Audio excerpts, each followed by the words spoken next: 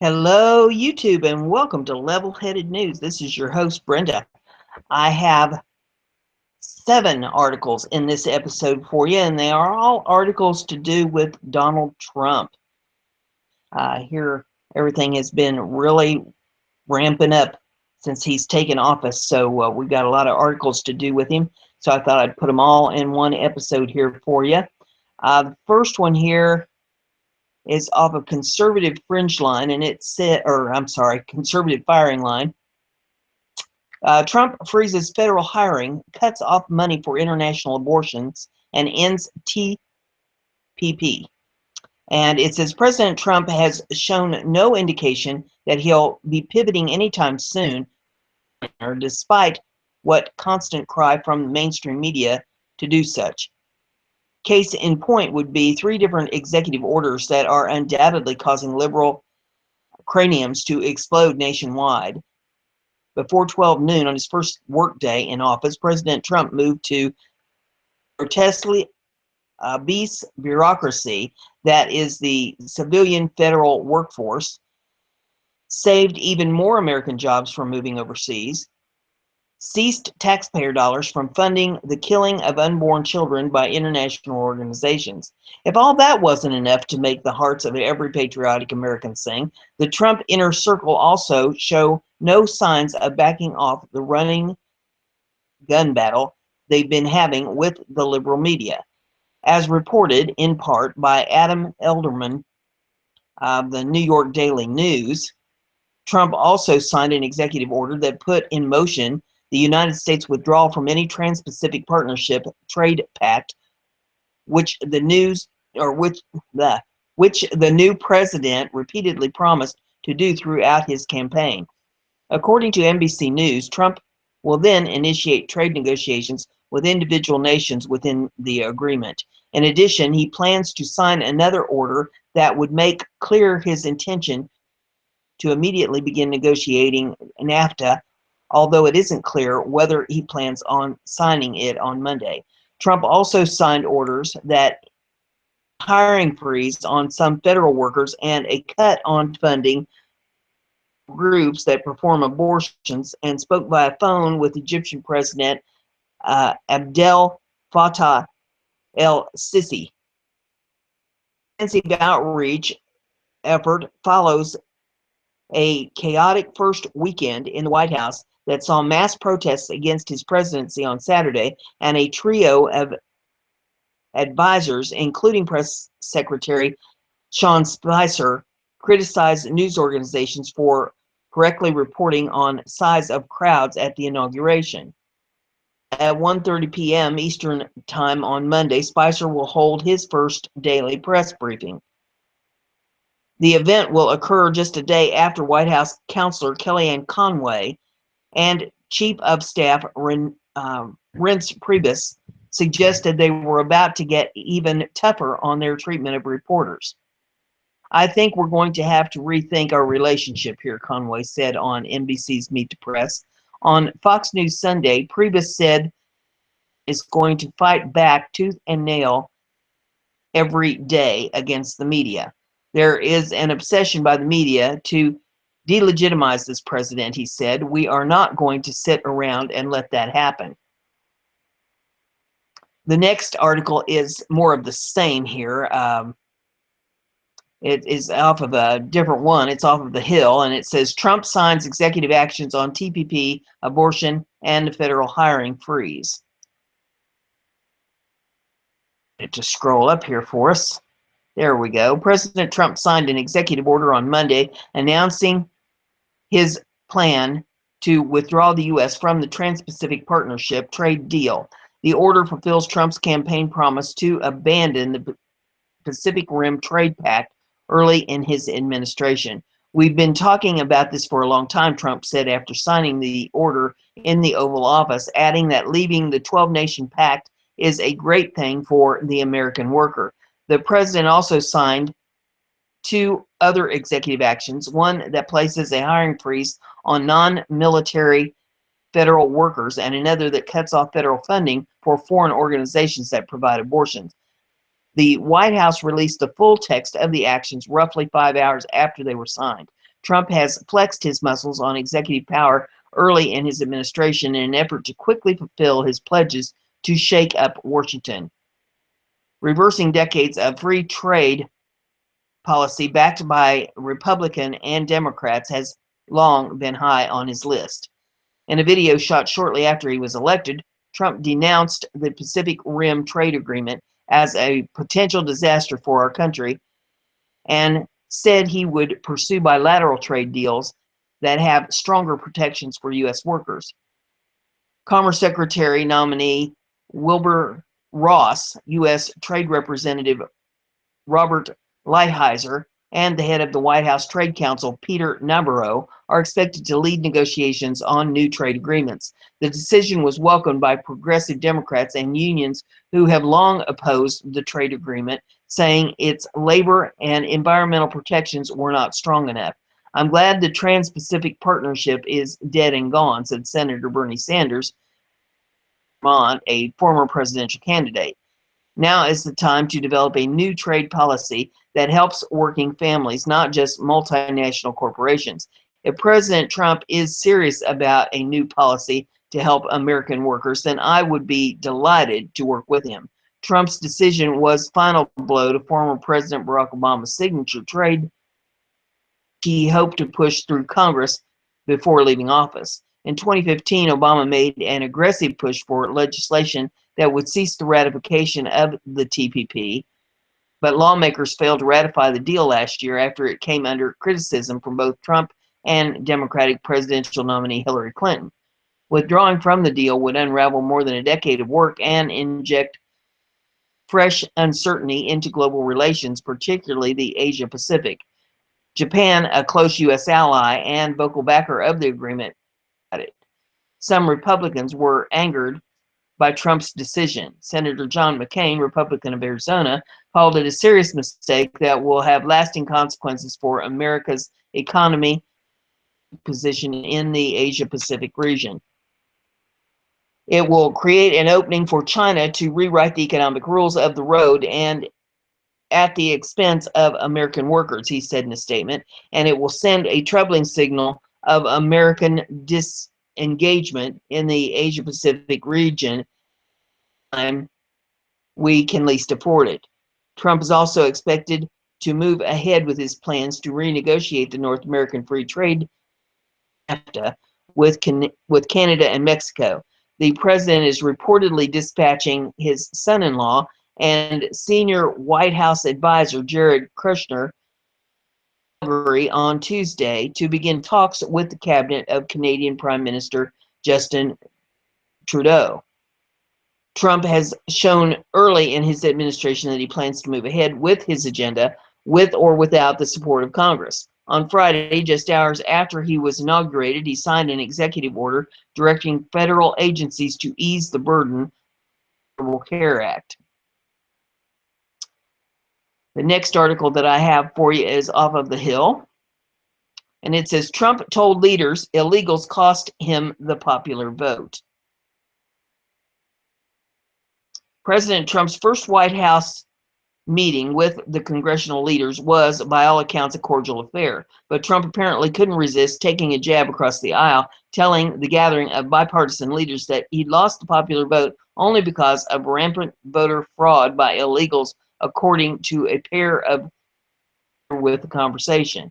He said 3 to 5 million illegals voted, so that's why he lost the popular vote, said a Democratic aide. That's exactly what he said a second source familiar with the exchange.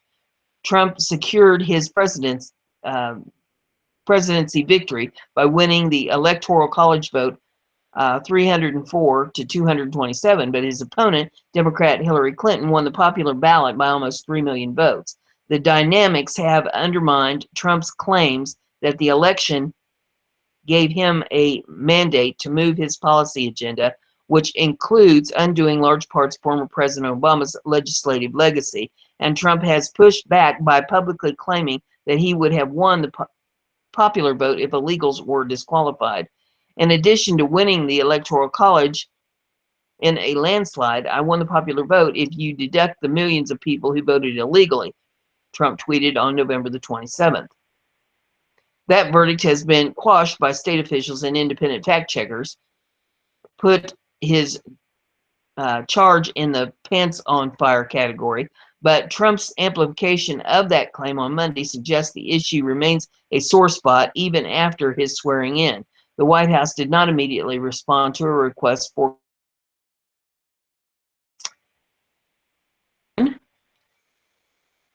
that I have for you. It's off the All News Pipeline. And it says, Trump administration sends a loud and clear message to the media, snowflakes, rioters, and colleges. It is a new day. A loud and clear message is being sent to the holy whores that participated in the vulgar vagina march, the snowflakes on college campuses that think they can hide from reality in their safe spaces, George Soros and his failed attempt to start a color revolution in America, the fake news media prostitutes determined to delegitimize President Trump, rioters that have become used to suffering no consequences for committing illegal activities, and to liberals that think they can publicly act out by verbally abusing someone for being a Trump supporter without ramifications. That message is, it is a new day. Fake news MSM put on notice. With the mainstream media's war on President Trump and his supporters, it was refreshing to see that as one of the first acts as the White House press secretary, Sean Spicer met with the press corps in a press room and proceeded to publicly take them to task for their lies and misrepresentations. And while the left would love to see it as nitpicking, we have long believed that the mainstream media must be called out for very misleading article, every outright lie, every blatant fake news story.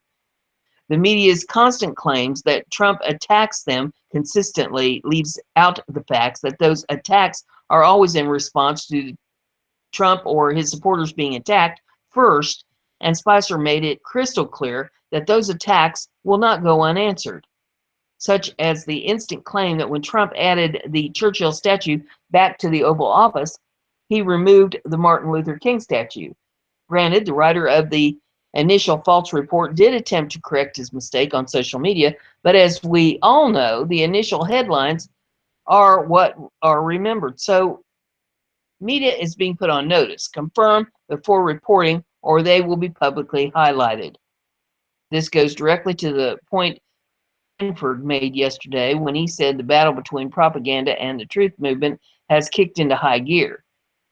Independent media is prepared to hold the mainstream media accountable, but finally, having a little help from the top, the White House will go a long way towards fighting the MSM propaganda. Adams over at Natural News has 10 highly effective ways President Trump and Kellyanne Conway can win the war against dishonest, American-hating left-wing news cartels. That should be read and passed around.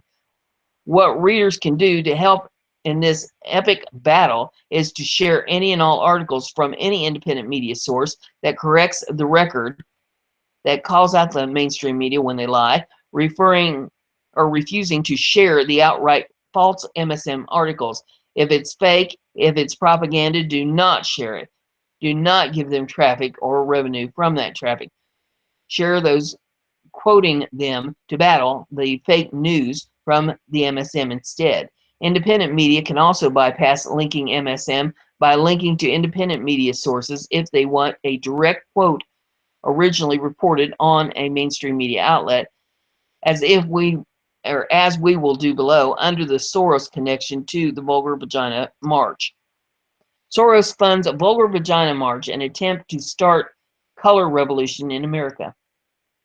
Surprisingly, it was a New York Times writer that decided to follow the money behind the Vulgar Vagina March held on Saturday in D.C. and other states, resulting in the not surprising news that George Soros was ultimately behind the spectacle, finding that more than 50 Soros partner funded the event via legal insurrection, who quotes the New York Times writer, by my draft research in which I'm opening up for the crowdsourcing on Google Docs, Soros has funded or has close relationship with At least 56 of the march's partners, including key partners, Planned Parenthood, which opposes Trump's anti-abortion policy, and the National Resource Defense Council, which opposes Trump's environmental policies. And then there's a note. It says, legal insurrection. Cornell University Law School professor William A. Jacobson has been under attack as his YouTube channel, YouTube owned by Google, who had close ties with the Clinton campaign, was recently terminated with claims of copyright infringement, which he asserts the ban was politically motivated. The channel was later restored after Jacobson threatened legal action.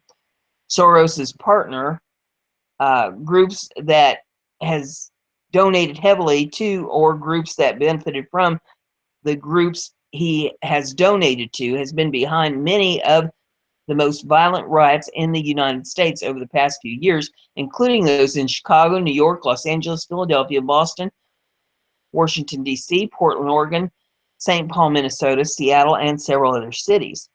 Soros is known for his color revolutions in other parts of the world, where he has backed the ouster of duly elected officials, dragging nations into civil war. So his attempts here in the U.S. are nothing short of inciting violence and attempting to cause a full-out violent and bloody revolution here in America.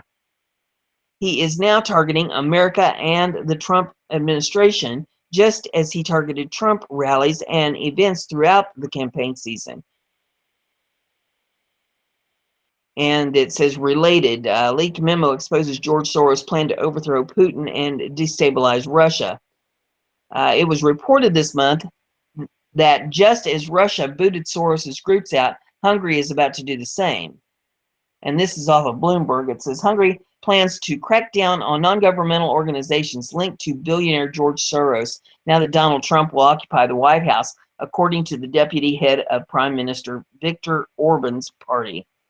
The European Union member will use all the tools at its disposal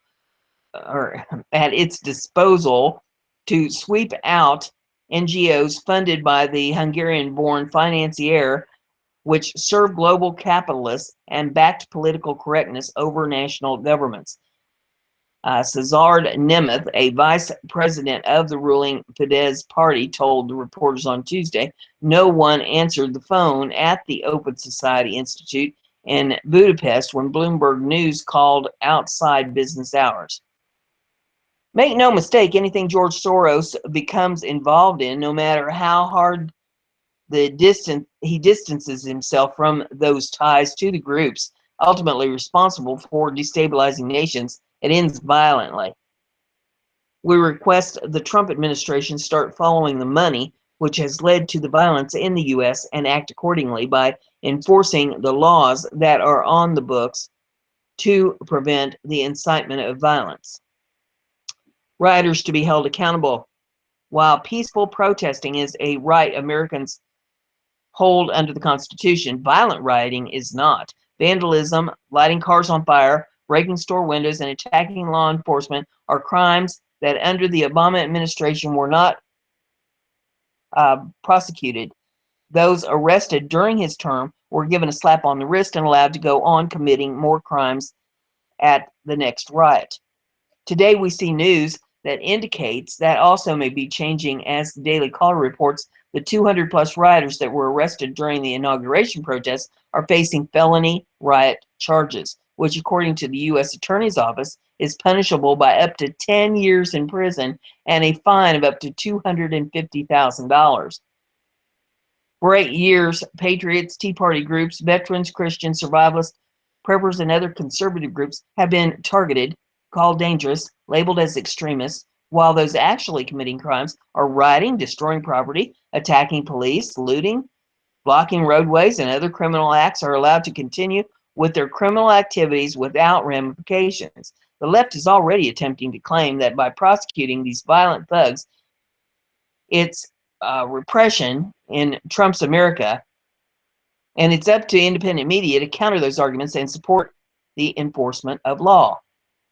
These prosecutions must send a very clear message that if people want to protest, That's their right as part of the First Amendment under the U.S. Constitution to peacefully assemble and to petition the government for redress of grievances. But the second they become violent and engage and endanger the public, they will be held accountable and they will be prosecuted to the full extent of the law. Ending the college campus political attacks against men and free speech. While Ohio State offered safe spaces for snowflakes that couldn't handle the inauguration of the 45th President of the United States, and the little cupcakes protested across the country, refusing to accept Trump's inauguration, the fact remains he was inaugurated, and he has already started implementing some of the campaign promises he made. So they're hiding from reality. All their teach-ins and their protests did nothing to change the reality they cannot seem to accept. Bernard College writer Tony Casons, and I'm guessing at how that's pronounced, is asking if President Trump will please help colleges be great again by offering 3 suggestions. Number 1, recentering the due process right of the accused, encouraging free speech protectors that social justice warriors and school officials have disseminated the guise of political correctness, and stopping political indoctrination at universities. A perfect example of that political liberal indoctrination comes from campus reform on January 21st of 2017, where we see that UC Davis professors are promoting anti-Trump teach-ins with school email as they report that IRS guidelines specifically prohibit the use of public resources such as internal email list servers because it's a violation of their tax-exempt status. Once again, this is an area where Trump administration can simply enforce the laws already on the books, not to stifle liberal free speech as they continue to attempt to stifle conservative free speech, but to prevent them from literally indoctrinating college students into their communist ideology by shifting down debate in the name of some imagined microaggression and arresting students for simply handing out copies of the U.S. Constitution, accusing them of trespassing. A lawsuit is being initiated by the students that were arrested. The 3 activists in the video are Nathan Buring, a Stanford student and employee of the Leadership Institute, Isaac Edkokikos, Vice President of Michigan State YAL, and Shelley Gregoire, President of Kellogg YAL. They were first stopped by Drew Hutchinson, the manager of student life at KCC, who told them they couldn't approach students outside or engage them in conversation because it could obstruct the students' ability to get an education.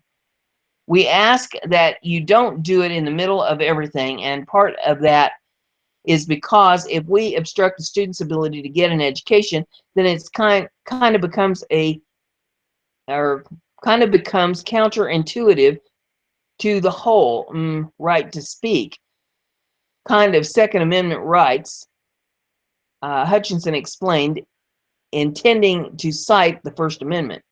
The activists explained that they weren't physically stopping students and they were allowing students to decide whether to stop and talk, with Gregoire stating that when we've had people who have said they are not interested, we don't go after them.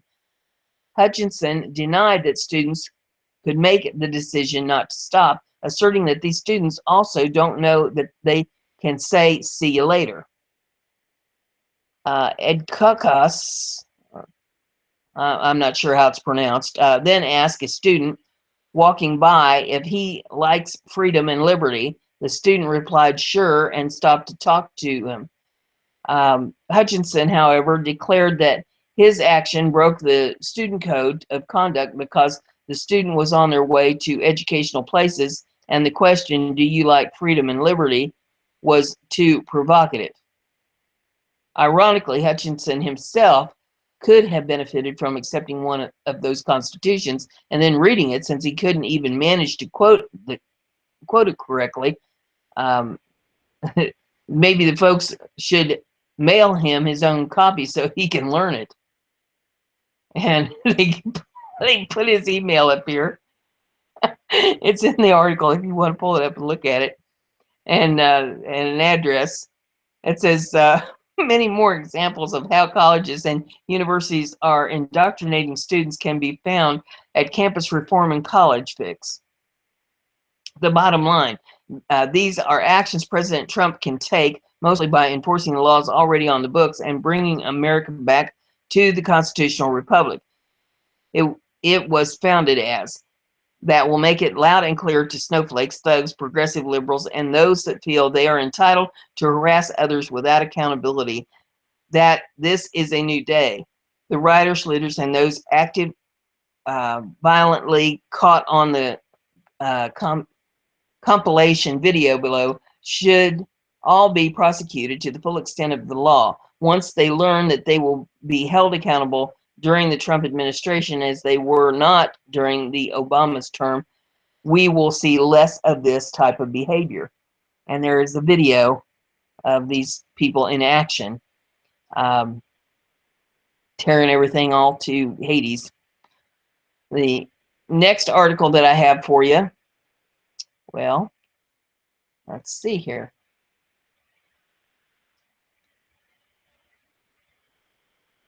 Okay, let's try this. There we go. This is off of the Resurgent, and it says, Trump humorously acknowledged James Comey at the reception for law enforcement. On Sunday, President Trump held a reception for law enforcement and first responders. The president thanked the law enforcement community for their assistance in the inauguration and the transfer of power.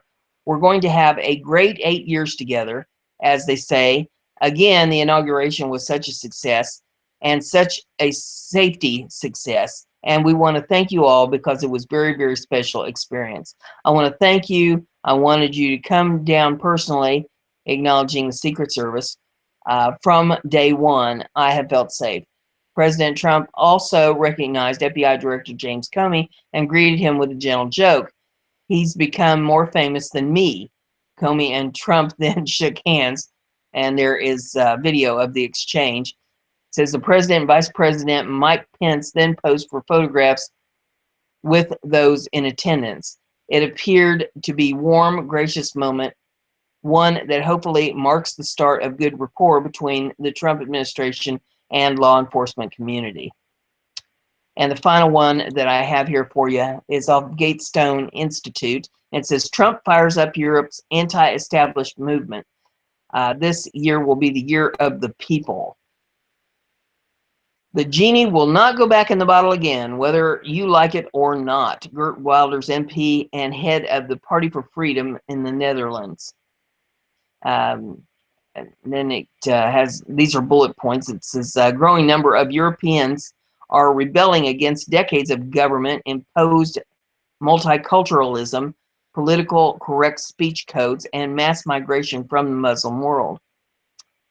Europe's establishment parties, far from addressing the concerns of ordinary voters, have tried to silence dissent by branding naysayers as xenophobes, Islamophobes, and neo-Nazis. In many respects, France and Germany are proving they do not understand the meaning of Brexit. They are reflexively, almost religiously, following exactly the path that has proved the EU's current existential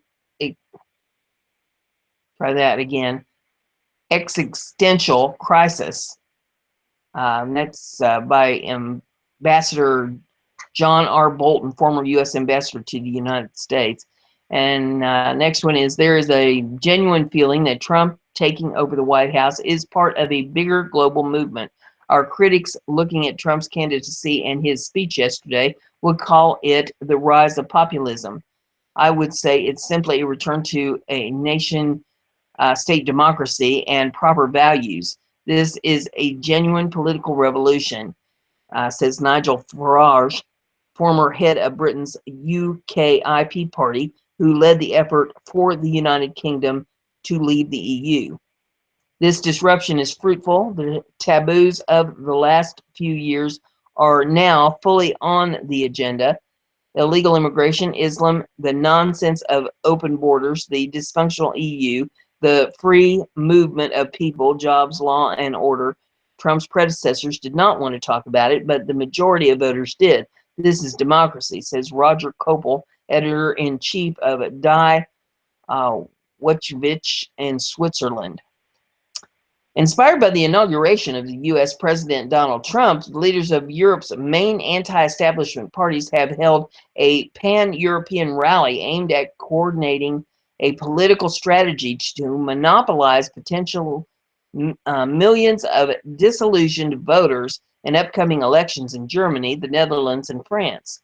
Appearing together in public for the first time, Marine Le Pen, leader of the French National Front, Frank Petrie, leader of the Alternative for Germany, Geert Wilders, leader of the Dutch Party for Freedom, Matteo Salvini, leader of Italy's Northern League, and Halvard Wilimski of Austria's Freedom Party gathered on January 21st at the rally in Koblenz, Germany, where they called on European voters to participate in a patriotic spring to topple the European Union, reassert national sovereignty, and secure national borders.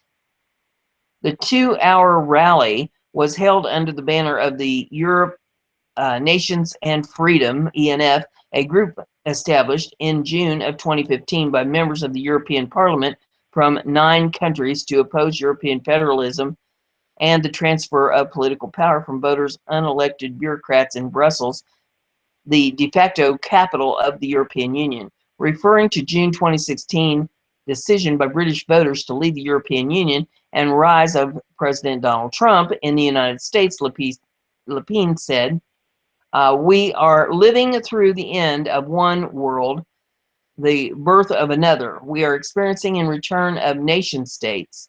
2016 was the year of the Anglo-Saxon world woke up. 2017, I'm sure, will be the year in which the peoples of the European continent rise up."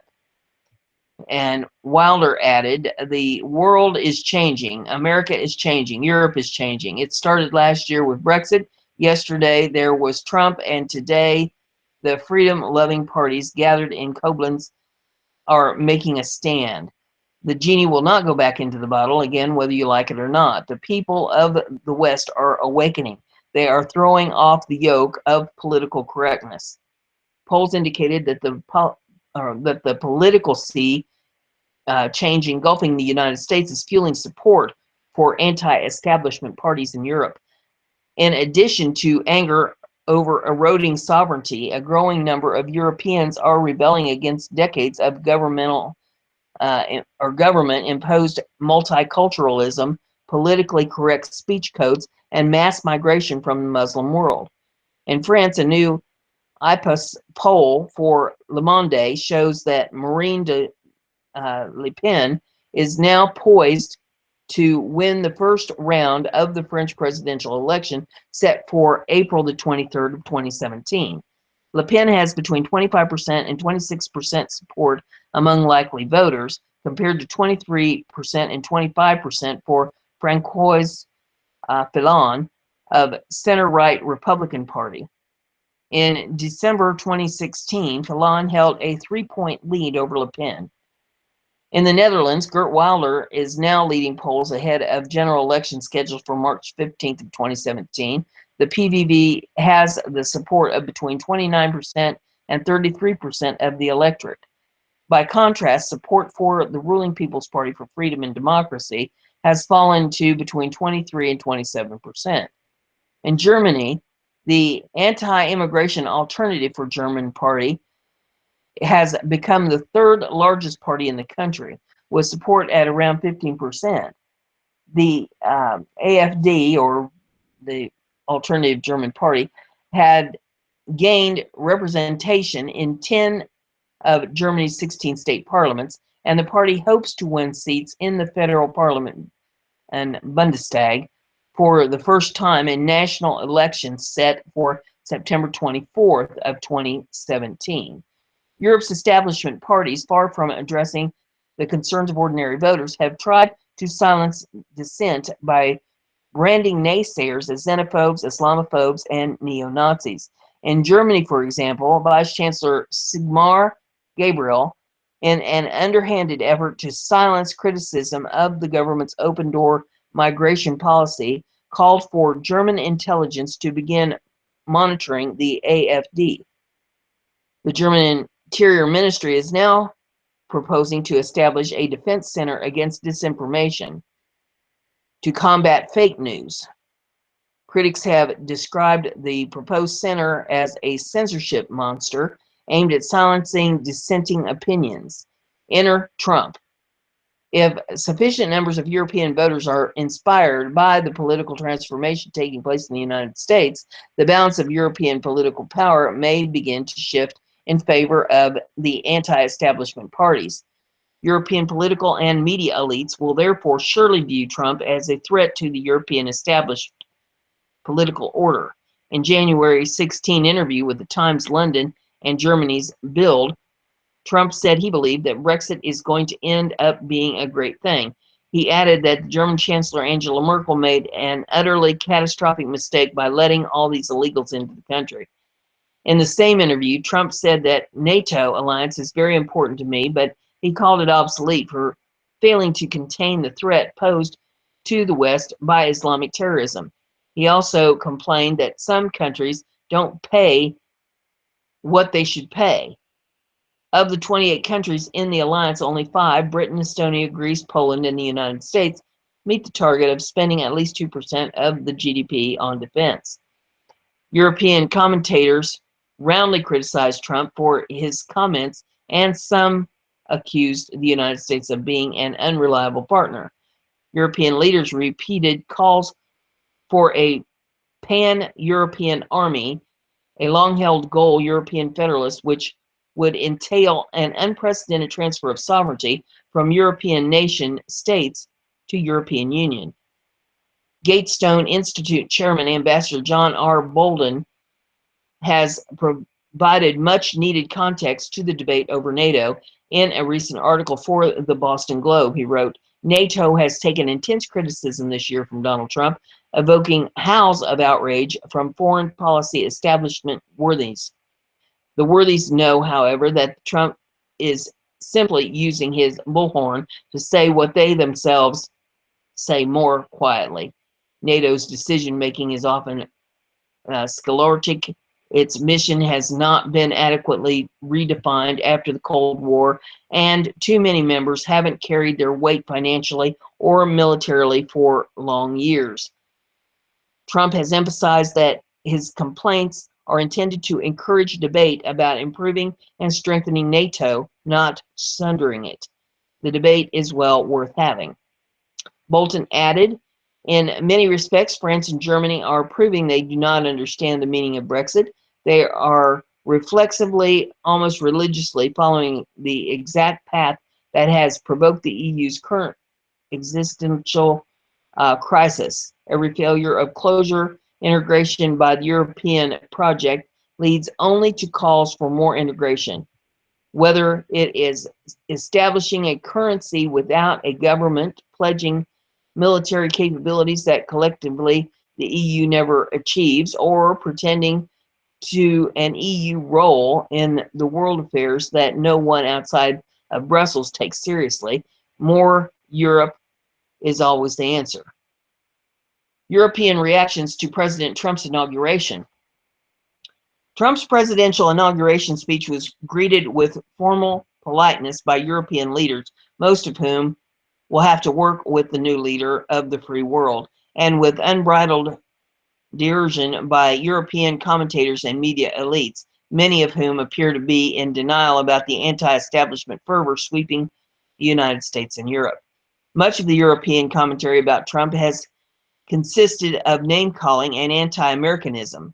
A handful of European analysts, however, have called for introspection and self-criticism.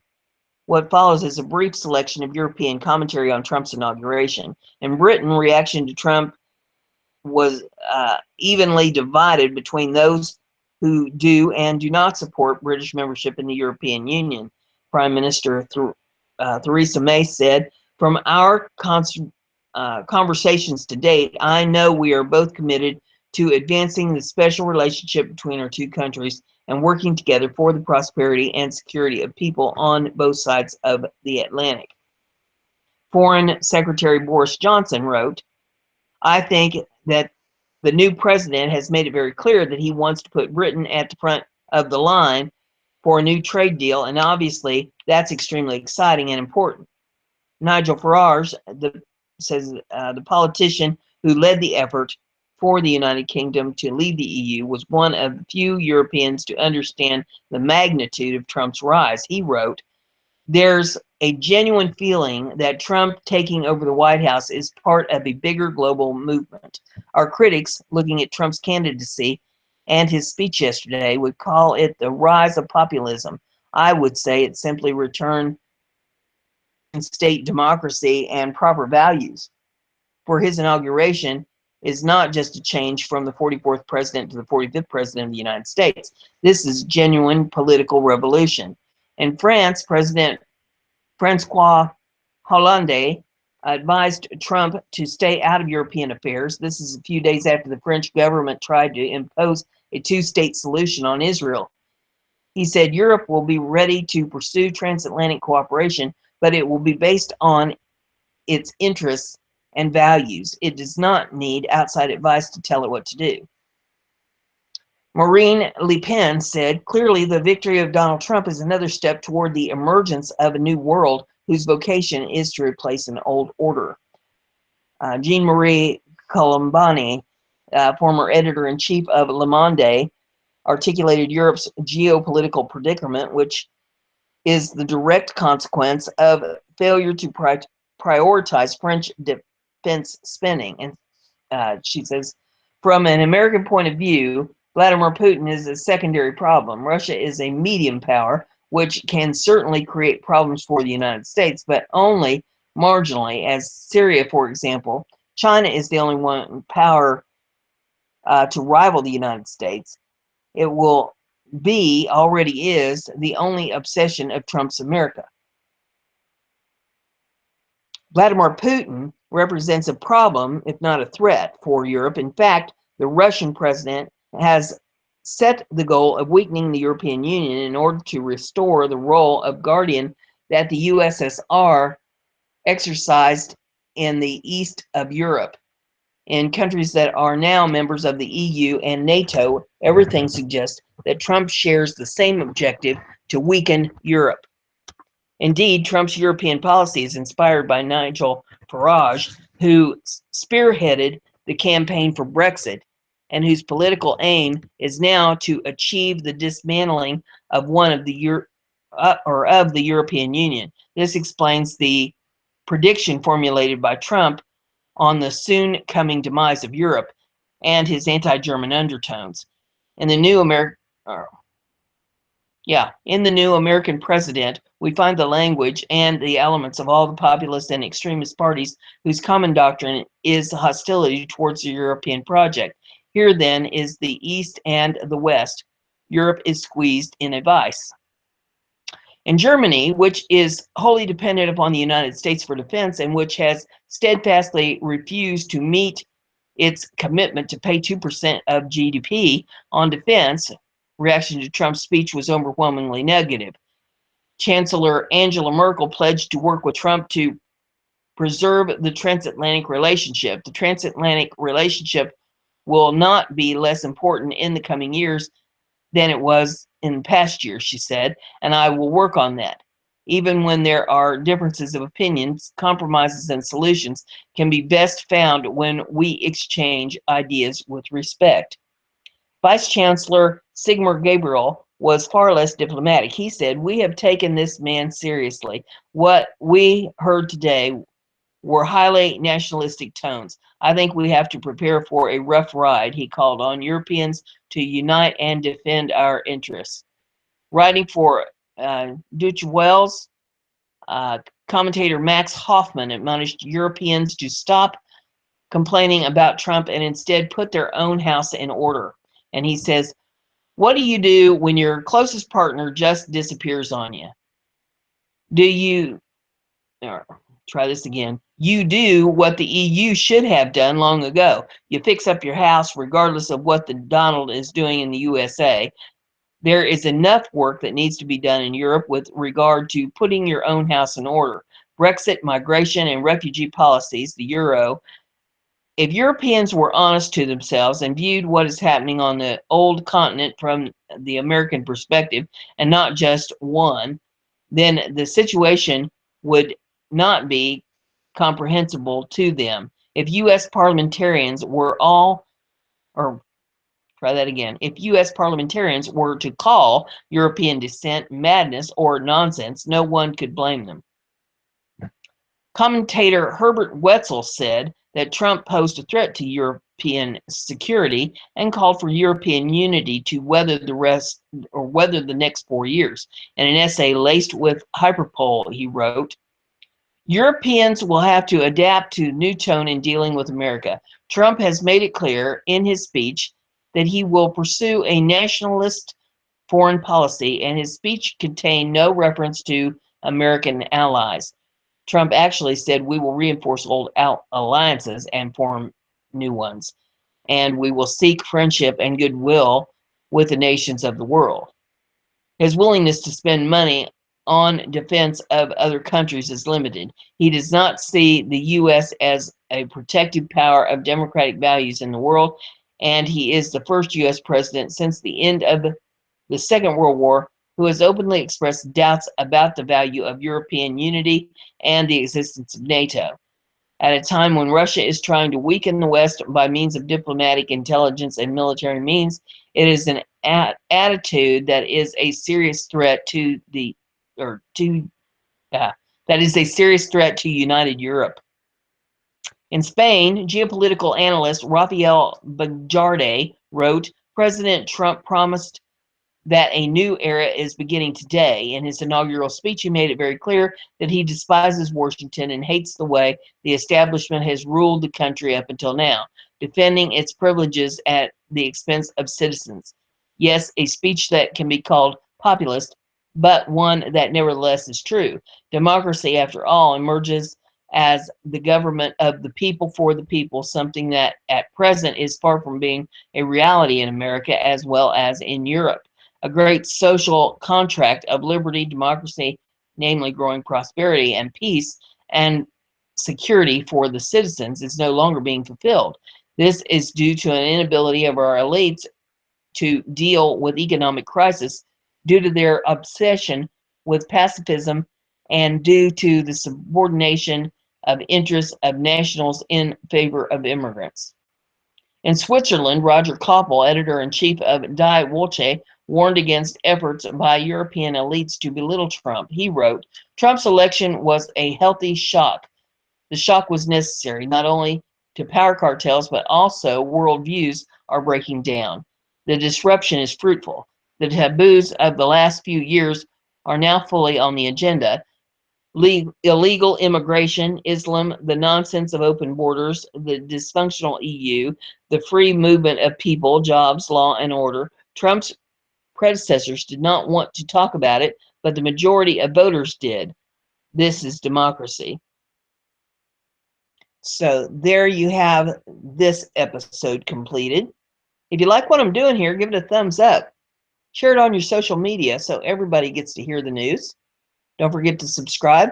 And if you click that little box next to the subscription button, that little box will pop up and you can check that and you'll get email alerts every time I put a show up.